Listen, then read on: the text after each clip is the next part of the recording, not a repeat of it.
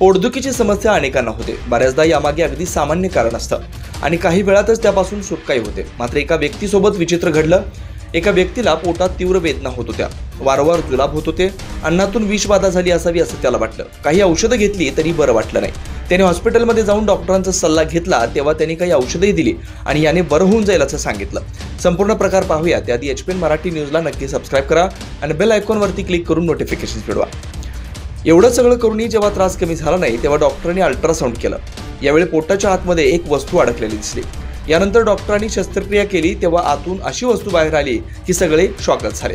प्रकरण व्हिएतनामचं आहे।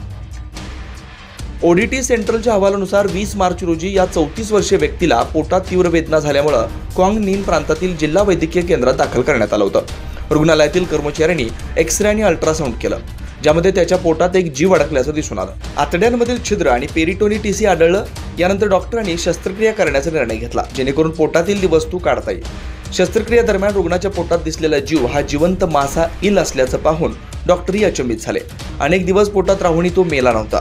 एवढंच नाही तर तो 30 सेंटीमीटर लांब होता। अशात तो रेंगाळत असल्यानं व्यक्तीच्या पोटात खूप दुखत होतं। डॉक्टरांनी तात्काळ त्याला काढून टाकलं आणि त्या व्यक्तीचे प्राण वाचवले।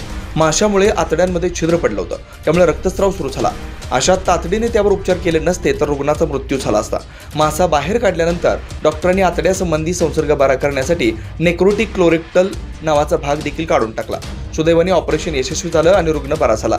एवढा मोठा मासा त्याच्या पोटात कसा शिरला असं विचारलं असता ती व्यक्ती योग्य उत्तर देऊ शकली नाही, परंतु डॉक्टरांचा असा अंदाज आहे की जर हा निसरडा जीव आतड्यांपर्यंत पोहोचला तर तो त्याला चावू शकला असता, ज्यामध्ये मृत्यू देखील होऊ शकतो। इतके दिवस माणसाच्या शरीरात मासा जिवंत असल्याचं पाहून डॉक्टरांना खरोखरच धक्का बसलाय।